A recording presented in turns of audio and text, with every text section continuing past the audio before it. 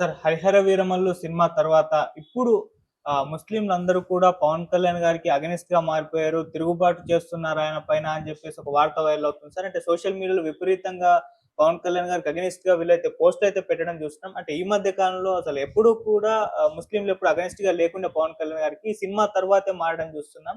మరి ఎందుకు ఈ విధంగా అగెనిస్ట్‌గా మారాల్సొచ్చింది? మరి పవన్ కళ్యాణ్ గారు కూడా ఇప్పుడు ఇదే కోరుకుంటున్నారా? సో ఎప్పుడు లేని విధంగా హిందూ, ముస్లింల మధ్య ఒక వార్ ఇక్కడ క్రియేట్ అయ్యే అవకాశం ఏమన్నా ఉందా? సో ఎంటర్‌గా ఈ ఇష్యూని ఏ విధంగా చూడొచ్చంటారు? మీరేం చెప్తారు సార్ దీనికి సంబంధించి? యాహ్! 'హరిహర వీరమల్లు' వచ్చిన తర్వాత ఆంధ్రప్రదేశ్‌లో రాజకీయంగా గూడా ఆహ్, వైసీపీ వర్సెస్ జనసేన అనేది పెరిగింది. ఇంతకుముందు ఈ 1 ఇయర్‌లో డైరెక్ట్‌గా వైసీపీకి, జనసేనకి ఎక్కడ బ్యాటిల్ జరగలేదు. మన జగన్ గూడా చంద్రబాబుని, లోకేష్‌ని టార్గెట్ చేసి ఎక్కువగా మాట్లాడుతున్నాడు. పవన్ కళ్యాణ్‌ని టార్గెట్ చేసి మాట్లాడడం వెరీ, వెరీ రేర్.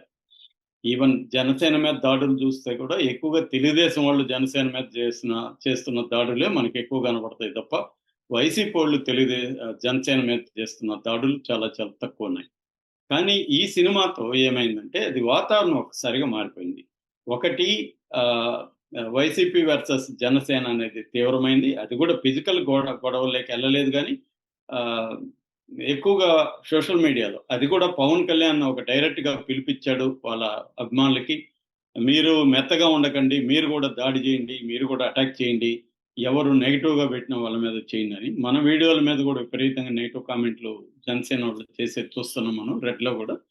సో, అంటే పవన్ కళ్యాణ్ పిలుపు పనిచేసిందని చెప్పొచ్చు. మామూలుగానే వాళ్ళ జనసేన ముఖ్యంగా పవన్ కళ్యాణ్ అభిమానుల్లో మూర్ఖత్వం ఎక్కువుంటది. మిగతా అభిమానులకు. అభిమానులంటేనే మూర్ఖులెక్కువుంటారు. ఏ హీరోకి అభిమానులైనా మూర్ఖులెక్కువుంటారు. అంటే వాళ్ళు గుడ్డిగా అభిమానం తప్ప లాజికల్ థింకింగు ఇవేవి ఉండవు. వాళ్ళ ఏజ్ కూడా ఆ గ్రూపే ఉంటారు. ఎక్కువగా 16 ఏళ్ల నుంచి 25 ఏళ్ల మధ్యలోనే ఎక్కువుంటారు తప్ప మెచ్యూరిటీ ఉన్నోళ్ళు వీళ్ళ అభిమానులుగా ఉండరు. జనరల్‌గా ఫాన్స్. సో, ఆహ్, ఈ మరి పవన్ కళ్యాణ్‌కైతే అది ఇంకా ఎక్స్‌ట్రీమ్ అనమాట. అది పవన్ కళ్యాణ్ కూడా పెంచి పోషిస్తాడు. ఎప్పుడు గూడా ఆయన అభిమానుల్ని కట్ చేయడు. ఆహ్, నిజానికి అభిమానుల్లో గూడా పవన్ కళ్యాణ్ పట్ల ఈ 1 ఇయర్‌లో వ్యతిరేకతొచ్చింది. ఎందుకంటే జనసేన కార్యకర్తలకు గాని, జనసేన నాయకులకు గాని, పవన్ కళ్యాణ్ పట్ల తీవ్ర అసంతృప్తి పెరుగుతుంది రోజు రోజుకి. ఈ సినిమాను ఉపయోగించుకొని పవన్ కళ్యాణ్ ఏం చేస్తున్నాడంటే, దాన్ని గూడా మార్చడానికి ట్రై చేసి మొత్తం ఒక ప్రోగ్రామ్ ఇచ్చాడు పవన్ కళ్యాణ్ అందరికి. నిన్న గూడా చెప్పుకున్నాం. 'Nadendla Manohar' audio leak. అంటే అది వాస్తవం గూడా. అంటే ఈ సినిమాని తాము భుజాల మీదేసుకొని, ఆ సినిమాని హిట్ చేసే కార్యక్రమం జనసేన నాయకులు తీసుకున్నారు. అందువల్లనే నిన్న గూడా కొద్దిగా ఒక 10 క్రోర్ దగ్గర క్రాస్ అయింది. కలెక్షన్ మొన్నటి కంటే. ఆహ్, అంటే వీళ్ళ వల్లనే అది క్రాస్ అయింది తప్ప, కామన్ పీపుల్ వెళ్ళడం వల్లైతే కాదు. సో, కామన్ పీపుల్ ఎళ్ళుంటే ఇది ఇంకా పెద్ద ఎత్తున రావాలి. అంత లేదు. వాళ్ళు షోలేయడం, ప్రత్యేక షోలేయడం, ఉచిత ప్రదర్శనలు చేయడం ఇవన్నీ చూస్తున్నాం. సరే అది పక్కన పెడితే ఇప్పుడేందంటే ప్రధానంగా ఈ సినిమాలో గత కొంతకాలంగా పవన్ కళ్యాణ్ ఏందంటే కంప్లీట్ యూ టర్న్ తీసుకున్నాడు. ఒకప్పుడు 'చెగువేరా', 'కమ్యూనిస్టుల నా దాస్యం' అనే దగ్గర నుంచి అప్పట్లో అయితే 'మాస్టర్‌జీతో' తిరిగేవాడు ఒకప్పుడు పవన్ కళ్యాణ్. 'ప్రజారాజ్యం' పీరియడ్‌లో 'మాస్టర్‌జీ', 'గద్దరు' వీళ్ళ అంటే లెఫ్ట్ ఓరియెంటెడ్ ఉండేది. దళితులని, బీసీలని కలిసేవాడు. ఆ టైంలో నేను గూడా పవన్ కళ్యాణ్‌ని 2 సార్లు కలిసి 2 సార్లు మీటింగ్ అంటే ఎక్స్ నక్సలైట్‌లని గూడా ఆయన చాలా మందిని కలిసాడు. ఆ టైంలో నేను గూడా ఆయన్ని 2 సార్లు కలవడం ఆహ్, జ జరిగింది. దాంతో ఒక first time 2 hours, second time 4 hours గూడా డిస్కస్ చేసాం. సో, అప్పుడు ఆయన ఆదర్శ భావాలతో ఉన్న వ్యక్తిగానే మాకు గూడా కనిపిచ్చాడు. సో, అలాగా ఉండింది. అంటే ప్రో దళితు, ప్రో కమ్యూనిస్టు, ప్రో పూరు ఇలాంటి ఒక ఔట్‌లుక్‌తోనే సిన్సియర్‌గా మాట్లాడాడు అప్పుడు మాతో. సో, తర్వాత ఆయన జర్నీ జూస్తే అక్కడి నుంచి ఆయన కంప్లీట్‌గా ఎక్స్‌ట్రీమ్ అంటే 'చెగువేరా' దగ్గర నుంచి సనాతన ఆహ్, దీంట్లోకెళ్ళిపోయి ఒక రకమైన యాంటీ ముస్లిం దీంట్లోకెళ్ళిపోయి బీజేపీ వాళ్ళ కంటే కూడా ఎక్స్‌ట్రీమ్‌గా మాట్లాడడం. మొన్న చూసాము ఆహ్, మురుగా టెంపుల్ మదురైలో కొండలో మురుగా టెంపుల్, దర్గా ఉంటాయి. అది ఆల్రెడీ కోర్టు కేసులు అవన్నీ ఉన్నాయి. అక్కడికెళ్ళి అక్కడ హిందుత్వాన్ని రెచ్చగొట్టి ట్రై చేశాడు. ఇక్కడ గూడా సనాతన ధర్మం అని జెప్పి లడ్డు విషయంలో గూడా ఆహ్, 11 రోజుల ప్రాయశ్చిత్త దీక్ష జేయడం. అక్కడి నుంచి ఇంకా ఆయన ముస్లింలకు యాంటీగా మాట్లాడడం, పాకిస్తాన్‌లో హిందువుల మీద దాడులు, బంగ్లాదేశ్‌లో హిందువుల దాడి మీద ఖండించడం, ఇక్కడ ఆంధ్రప్రదేశ్‌లో ఏం జరిగినా మాత్రం నోరు తెరవడు అన్న ఒక ఇదైతే వచ్చింది. అయితే ఈ సినిమాకొచ్చేసరికి కంప్లీట్‌గా క్రిస్‌ని పక్కన పెట్టేసి, కంప్లీట్‌గా ఇది ఒక ముస్లిం రాజుని విలన్‌గా చూపిచ్చి 17థ్ సెంచరీ ఔరంగజేబుని విలన్‌గా, అతనికి ఏమి పని పాటే ఉండదనమాట. 24 అవర్స్ హిందువుల్ని హింసిస్తానే ఉంటాడతను. దానికి ఆధారాలు లేవు. చరిత్ర తెలీదా ఇతనికి? తెలుసు. తెలియడం పెద్ద విషయం గాదు. ఏ పుస్తకం చదివినా తెలుస్తది. రీసెంట్‌గా గూడా ఆడ్రీ ట్రస్కీ అనే ఒక ఆవిడ అద్భుతమైన బుక్ రాసింది. ఆహ్, అట్లా ఉన్నాయి పుస్తకాలు. కానీ ఆయన డిసైడ్ అయిపోయాడు. ఎందుకంటే ఆల్రెడీ హిందువుల్ని బాధితులుగా చూపిస్తూ, ముస్లిముల్ని విమర్శిస్తూ, ఒకవేళ ఔరంగజేబు క్రూయల్ ఫెలో అనుకుందాం. దాన్ని ఇంత ఘోరంగా చూపిచ్చి, దీనివల్ల ముస్లిం హేట్రెడ్ పెరిగేట్టుగా, ఔరంగజేబు వారసులేం కాదు గదా! ఇప్పుడున్న ముస్లింలందరూ గూడా ఔరంగజేబుకి ఏం సంబంధం? ఔరంగజేబు మొఘల్స్ ఎక్కడి నుంచో బయట నుంచి వచ్చిన వాళ్ళు. వాళ్ళకి ముస్లింలకి ఏం సంబంధం? ఈ హేట్రెడ్‌ని బీజేపీ అధికారంలోకి వచ్చినాక పెంచుతుంది. మనకి ఢిల్లీలో గూడా ఔరంగజేబు రోడ్డుని మార్చేసి ఆ పేరుని అక్కడ వేరే పేరు పెట్టారు 2015లో. ఆ తర్వాత వరుసగా సినిమాలు తీసుకుంటే గూడా మనకు కేరళ ఆహ్, స్టోరీ గాని, కాశ్మీర్ ఫైల్స్ గాని, అంతకుముందు వచ్చిన 'తన్హాజీ' అనే సినిమా గాని, తర్వాత 'షికార' అనే ఒక సినిమా, 72 విర్జిన్స్ అనే ఒక సినిమా, 'హమారే బారాఫ్' అనే సినిమా, 'గ్రౌండ్ జీరో' ఇలా వరుసగా చాలా సినిమాలు ముస్లింలని విలన్లుగా చూపిస్తూ, హిందువుల్ని బాధితులుగా చూపిస్తూ, ఒక ముస్లిం హేట్రెడ్‌ని పెంచుతూ, హిందువుల ఓట్ల కోసమే. ఇదేమి బీజేపీకి హిందూ మతం మీద ప్రేమ, ముస్లిం మతం మీద వ్యతిరేకత ఏమి లేదిక్కడ. ఇదంతా ఏందంటే ఒక మతాన్ని ఉపయోగించుకునే బీజేపీ అధికారంలోకొచ్చింది.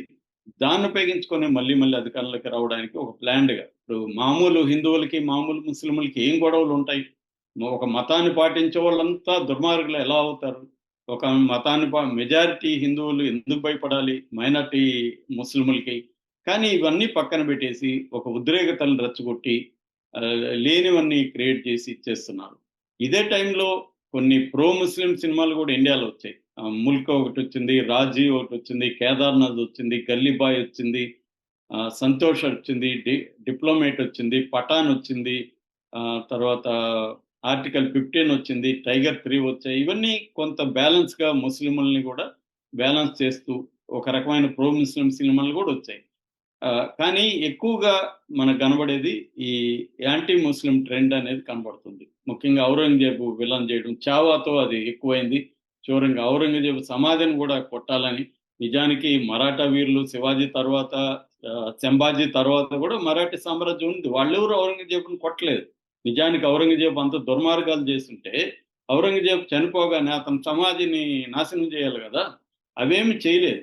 అంటే అప్పటి రాజులు అతన్ని ముస్లింగా, హిందువుగా లేదక్కడ. చాలా రాజపుట్లు, చాలా రకాల హిందూ రాజులు గూడా అతనికి ఫ్రెండ్లీగానే ఉన్నారు. అతను పొలిటికల్ దాడులే చేశాడు. ఒక కొన్ని డజన్ టెంపుల్ మీద దాడులు చేశాడు గానీ, ఆ దాడులన్నీ గూడా పొలిటికల్ తప్ప మతపరమైంది కాదు. ఎందుకంటే అతను అనేక టెంపుల్స్‌కి డబ్బులిచ్చాడు, దానాలు చేశాడు, ఇవన్నీ చేశాడు. కాకపోతే అతను హిందువుల మీద వేసే జిజియా పన్నుని మాత్రం పునరుద్ధరించాడు. అంతకుముందు అక్బర్ దాన్ని బ్యాన్ చేసుంటే 16థ్ సెంచరీలో ఇతను దాన్ని చేశాడు. అంత తప్ప హిందువుల్ని ప్రత్యేకంగా హిందువులు ఎవరు గూడా హిందువుల్లాగా ఉండగూడదు అన్న ఒక కసితో చంపడం అనేది జరిగింది. అలా చంపితే దాదాపు 50 ఏళ్ళు 1658 నుంచి 1707 వరకు 49 ఏళ్ళు అతను ఎలా పరిపాలించగలిగాడు ఈ దేశాన్ని? తర్వాత ఆహ్, అది మామూలు చిన్న దేశం గూడా గాదు. ఇవాళ మన భారతదేశ వైశాల్యం ఎంతుందో అంత వైశాల్యాన్ని ఆయన పరిపాలించాడు. అప్పట్లో 15-17 కోట్ల వరకి పాపులేషన్ ఉంది. ఇంత పెద్ద దేశాన్ని, ఇంత పెద్ద పాపులేషన్‌లో మెజారిటీ హిందువుల్ని ఆయన 50 ఏళ్ల పాటు ఎలా పరిపాలించాడు? సో, ఓన్లీ హింసతోనే సాధ్యమా? అనేది ఆలోచించుకోవాలి. దీనివల్ల ఇప్పుడేమవుతుందంటే పవన్ కళ్యాణ్‌కి ఎప్పుడూ లేని విధంగా ముస్లిం నాయకులు గావచ్చు, ముస్లిం సంఘాలు గావచ్చు, అభ్యుదయ ముస్లిం గావచ్చు, రచయితలు గావచ్చు, పెద్ద ఎత్తున పవన్ కళ్యాణ్ విమర్శిస్తూ పోస్టులు పెడుతున్నారు. అంటే ఒక తేనె తుట్టెను పవన్ కళ్యాణ్ కదుపుతున్నాడా? యాంటీ ముస్లిం హిందువుల మధ్య ఆంధ్రప్రదేశ్లో పెద్ద గొడవలు, తెలంగాణలో పెద్ద గొడవలు లేవు. ఒక రకమైన నార్త్‌లోనే అది ఎక్కువ ఉంది. ఇక్కడ లేవు. కొంతవరకు కర్ణాటకలో ఉంది సౌత్‌లో. అలాంటి దాన్ని ఇతను రెచ్చగొట్టి ఇప్పుడు అభిమానులందరినీ కూడా యాంటీ ముస్లింలుగా మార్చేసే కార్యక్రమం చేస్తున్నాడు. ఎందుకంటే అభిమానులంతా కూడా ఈ ముస్లిం పోస్టులలో వాళ్ళకి యాంటీగా పెట్టడం, వాళ్ళ పర్సనల్ దీంట్లోకెళ్ళి బెదిరించడం ఇవన్నీ చేస్తున్నట్టుగా చెప్తున్నారు. ఇదైతే మంచి పద్ధతి కాదు. దాంట్లో సినిమాలో కొంత బ్యాలెన్సింగ్‌గా కూడా చేశాడు. ముస్లింలో కూడా బాధపడుతున్నట్టు చూపించాడు గానీ, ఓవరాల్‌గా 90% అయితే ముస్లిం రాజు హిందువులని ఎంత హింసిస్తున్నాడో చెప్పారు. ఊరికే బ్యాలెన్స్ కోసం, సమర్థించుకోవడం కోసం పేద ముస్లిముల మీద కూడా ఆహ్, ఔరంగజేబు ఇబ్బందులు పెట్టాడని చెప్పడానికి చేశారు తప్ప, నిజంగా ఆయన ప్లానింగ్ అంతా కూడా సనాతన ధర్మాన్ని రక్షించడం కోసమే ఆ సినిమా తీసినట్టుగా మనకు కనబడుతుంది. సో, ఇది ఎక్కడికి దారి తీస్తుందనేది తెలీదు. Okay sir. Thank you so much sir.